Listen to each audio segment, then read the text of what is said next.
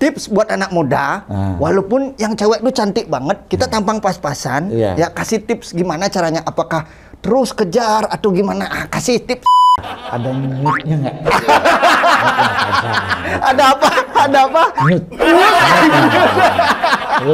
Saya kira untuk membangun Bali ke depan. Iya, Pak. Ya. Bukan respon hanya omong-omong, tapi dengan tindakan konkret. Tetap semangat sehat. Oh, tetap semangat sehat ya. Kopi sudah? Sudah kopi arah. Berarti nanti kapanpun, jam berapapun Kak datang. Datang kepada Made Mulyawan Aryo. Oh, sebut langsung.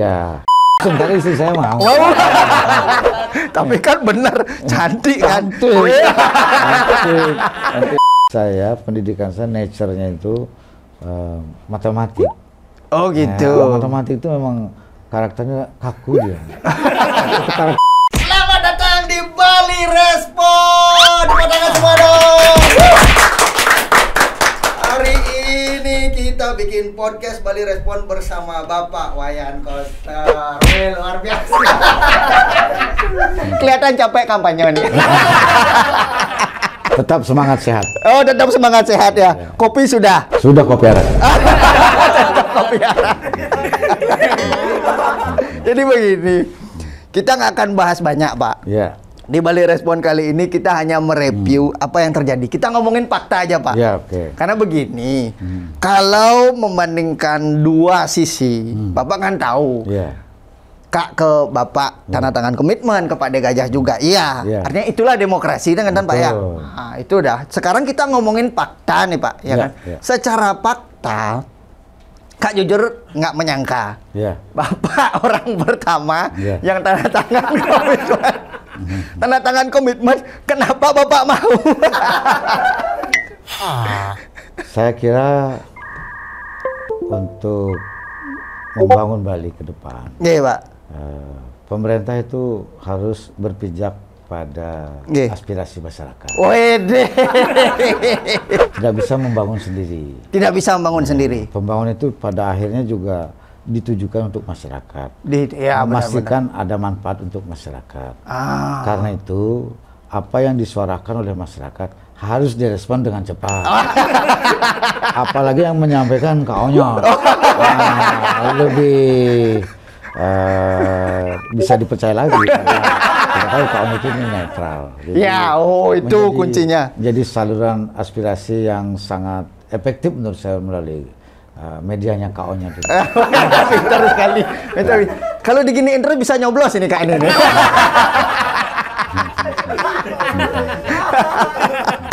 Oke, beliau ada orang pertama yang tanda tangan komitmen. Itu jam 9 pagi.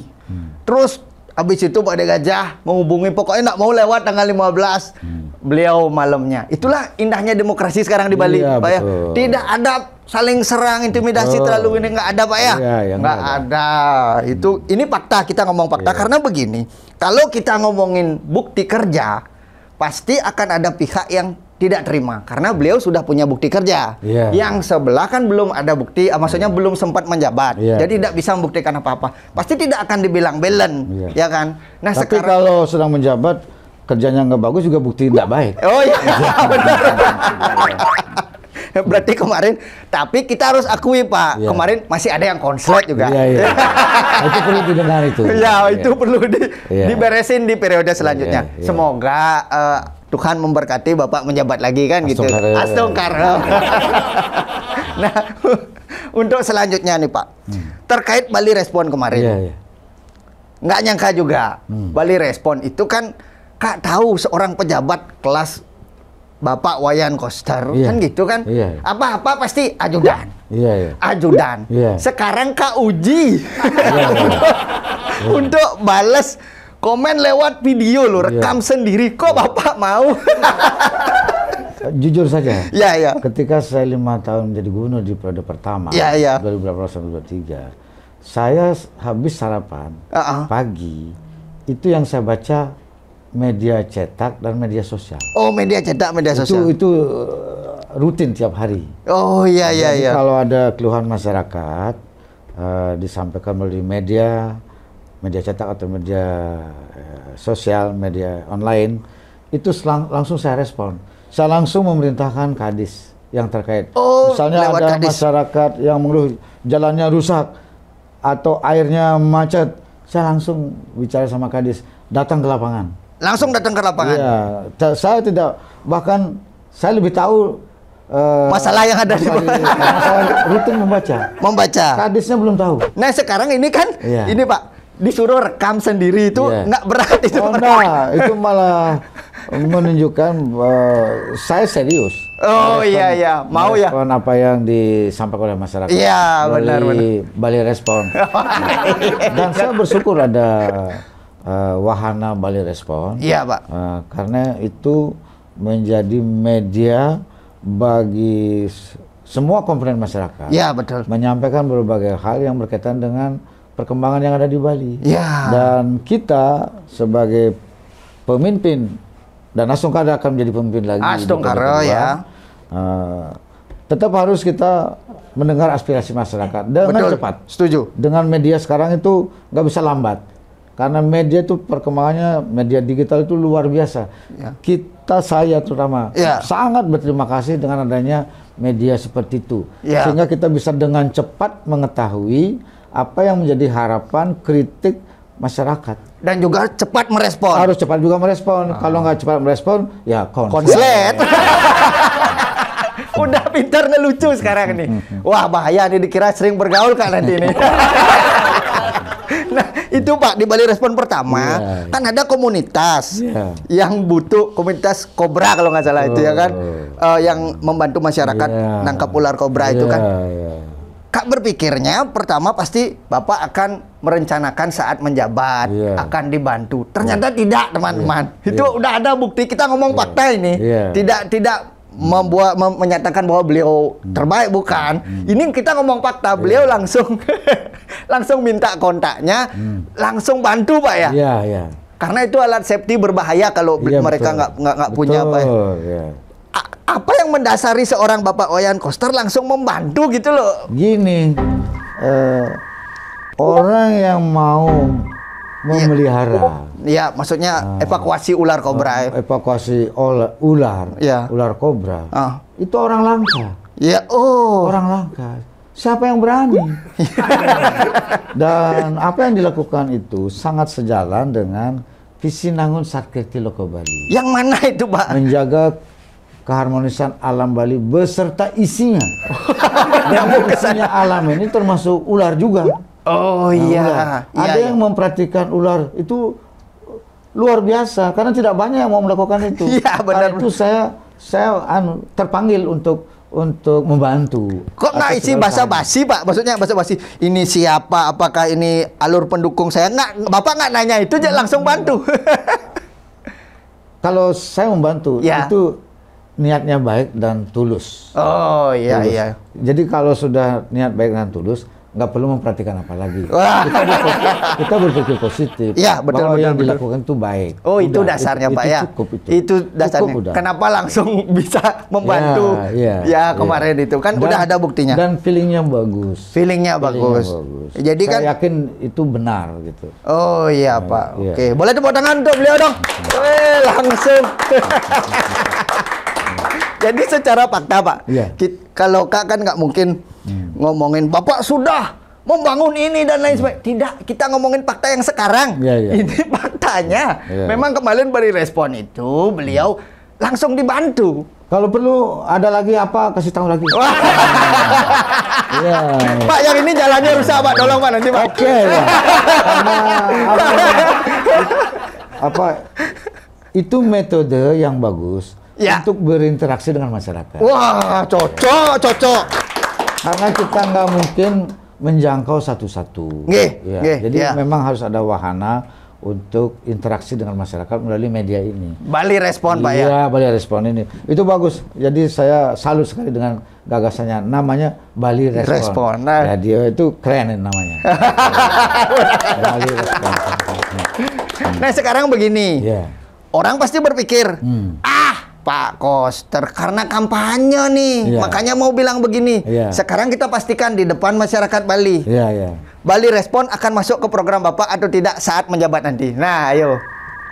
Yang sudah terbukti dulu ya. Oh, sudah terbukti dulu ya, ngomong bukti. Di periode pertama 5 tahun menjabat gubernur, saya sangat responsif. Oke. Apalagi nanti di periode kedua. Sudah pasti saya akan lebih responsif lagi. Dan khususnya apa yang disampaikan melalui wahana Bali Respon ini akan menjadi proses perhatian saya. Tapi benar, Pak. Benar, serius. Itu nih sekali-sekali komitmen saya. Jadi silakan masyarakat nanti asumkali saya terus jadi gubernur, apa saja persoalan-persoalan di lapangan yang mungkin tidak terjangkau oleh pemerintahan yang saya pimpin, silahkan melalui media Bali Respon ini, dan saya akan dengan segera memberikan respon dan juga jawaban langsung. Wah, luar biasa. Bukan respon hanya omong-omong, tapi dengan tindakan konkret. Udah pintar. Bahasanya sekarang bukan omong-omong, Pak ya. Iya, bukan omong. Tapi kalau tindakan konkret. Kita membantu orang yang evakuasi ular kobra itu langsung Pak ya, langsung Bapak lakukan. Ya benar-benar sih. Karena di awal Pak jujur ini kan seorang Bapak Wayan Koster kan kita tahulah isu di masyarakat kan. Wah kaku, apa-apa tuh susah disentuh, ya kan. Kenyataannya tidak. Enggak kaku karena basic saya, pendidikan saya nature-nya itu matematik. Oh gitu. Matematik itu memang karakternya kaku dia. Itu karakter orang-orang kuliah di jurusan matematika. Oh emang gitu karakter. Itu orang sains tuh kaku-kaku dia. Ya nggak bisa berpuisi gitu, yang sini-sini kurang. Tapi berkat KO-nya saja dia latihan. Nah sekarang begini, kalau kaku, gimana dulu caranya ngerayu ibu? Ya karena senang kan, ya terpaksa harus ngerayu. Itu poin tapi. Itu poin. Pak, tapi ini serius Pak, ini serius. Ini buat anak-anak muda nih yang lagi jomblo, ya kan? Mohon maaf nih Pak ya. Kita tampang kan 11-12 nih. Bapak dapat istri cakep nih Pak. Tips buat anak muda, walaupun yang cewek itu cantik banget, kita tampang pas-pasan, ya kasih tips gimana caranya, apakah terus kejar atau gimana? Kasih tips satu. Nomor satu, pakai feeling. Asik, pakai feeling. Hanya melihat dari sisi fisik. Iya. Tapi juga jangan hanya melihat dari mata, tapi juga melihat dengan rasa. Asik. Ada moodnya nggak? Ada apa? Mood. Terus good feeling. Good feeling, oke. Good feeling. Kalau memang ya mohon kepada Hidup Betara, Susunan. Oh, nyari pacar mohon sama Susunan. Kalau memang itu jodoh, berikan saya jalan. Oh ya, ini dia udah ngelakuin. Kalau memang itu jodoh terbaik saya untuk hidup saya ke depan, berkeluarga, berikan saya jalan. Bukan saya gitu, supaya dia mau nikah sama saya. Langsung dari istri saya mau. Tapi kan bener cantik kan. Cantik. Nggak berani bilang nggak cantik. Nanti manis dan baik pula. Bapak kalau diajak ngobrol gini lucu loh. Orangnya bener dah. Nah sekarang kan dari Bali Respon kita sudah membuktikan Pak. Kita nggak ngomong-ngomong Pak ya. Iya. Jadi kenapa Bali Respon ini buat sama ujiannya, ya kan? Ke Pak Gajah sama, ke Bapak sama, ke calon-calon yang lain juga sama. Agar masyarakat bisa menilai Pak. Sekarang itu masyarakat udah cerdas Pak. Nggak bisa lagi kita bohong-bohongi. Betul. Kasih bantuan ini, bantuan itu. Yang satu didukung kekuasaan.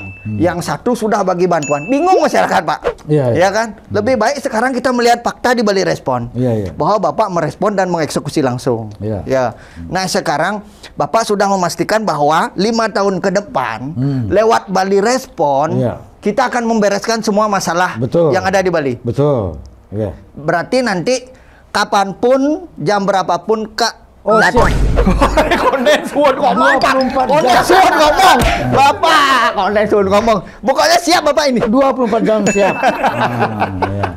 Seperti layanan dokter. 24 jam siap. Berarti cuma keluhan dan harapan masyarakat. Ya. Berarti tidak ada lagi istilah Bapak susah dihubungi. Oh, enggak. Sama sekali enggak. Ya. Saya sangat menyadari posisi sebagai satu politisi, yang kedua jabatan publik. Publik itu sekarang tuntutan dan harapan aspirasinya sangat tinggi, bukan tinggi lagi, tinggi dan ingin cepat dapat jawaban. Maka Bali Respon itu sangat penting. Itu sebagai satu media untuk menyalurkan berbagai kritik, keluhan, aspirasi, harapan masyarakat kepada pemimpinnya. Dan pemimpin wajib merespon dengan cepat. Weh, tepuk tangan dong. Itu pernyataan seorang Bapak Wayan Koster loh. Nah, sekarang Pak, ini kan kita tidak banyak lah untuk ngobrol karena kembali masyarakat sudah menilai di Bali Respon. Apa lagi kita bahas? Masyarakat udah ngelihat kok seorang Bapak Wayan Koster mau merekam sendiri. Ya kan? Menjawab salam Bali Respon. Keren. Kalau tidak respon konslet. Jadi begini Pak. Yang terakhir Pak. Dari Bali Respon itu kan ada 4 tahap. Yang pertama adalah keberanian, tanda tangan komitmen. Kemarin Bapak sudah berani, sudah terbukti. Yang kedua adalah kepedulian. Bapak sudah merespon langsung, bahkan sudah membantu langsung. Yang ketiga adalah kecerdasan. Jadi visi misi semua udah tahu lah ya. Semua udah kemarin di debat juga udah tahu semua. Kita nggak usah bahas itu lagi. Nah sekarang kebijaksanaan Pak. Terakhir nih Pak, kebijaksanaan. Bapak, kita tahu seorang pemenang tuh kadang memiliki sebuah ego Pak. Oh saya pemenang nih. Saya susah payah bisa menang nih. Nah sekarang di Bali Respon nih ujian terakhirnya adalah kebijaksanaan. Jika Bapak menang nanti, Kak sebagai saksi akan mengajak Bapak untuk datang ke tempat yang kalah.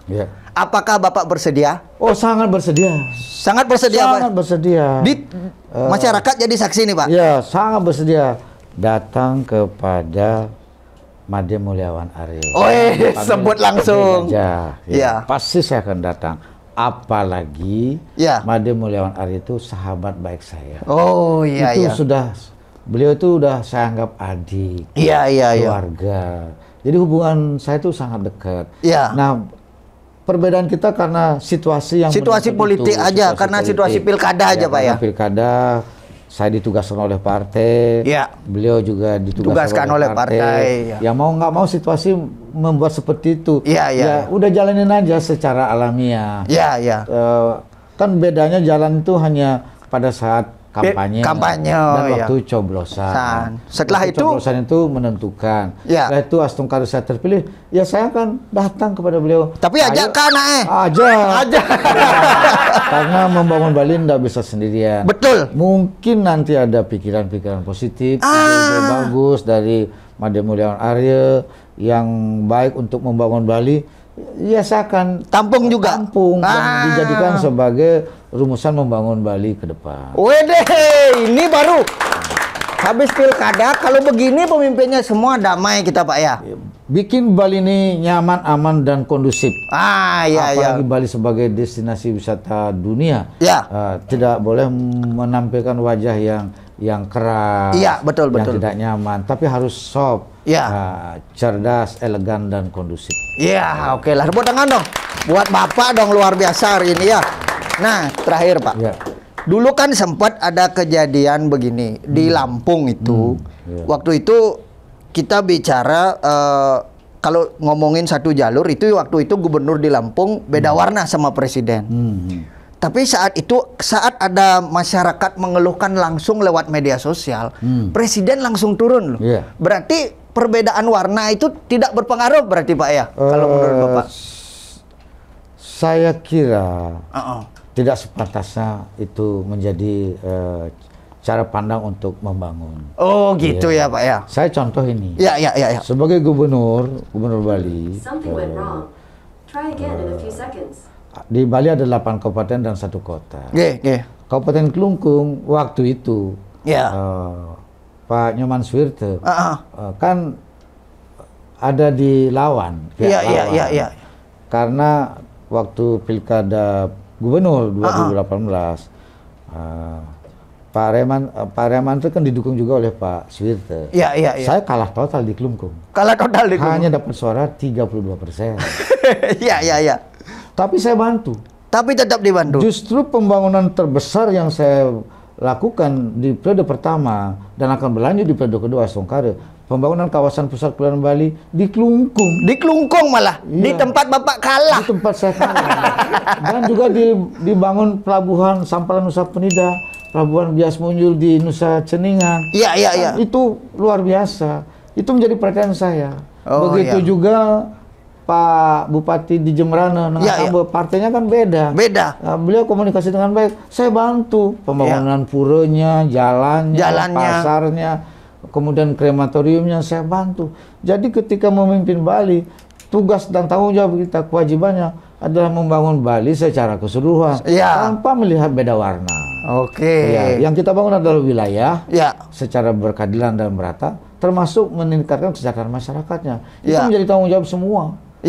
Gubernur tidak boleh memikirkan karena perbedaan warna politik itu lantas mendiskriminasi, nggak boleh. Nggak boleh. Itu melanggar sumpah jabatan.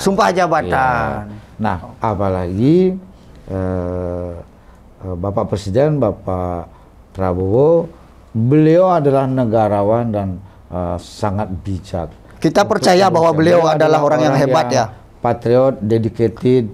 Saya yakin beliau akan memiliki pandangan yang baik untuk Bali karena Bali tidak saja miliknya orang Bali, Bali tidak saja miliknya orang Indonesia, tapi Bali juga miliknya dunia. Jadi itu saya kira dengan pariwisatanya yang begitu besar kontribusinya terhadap Indonesia.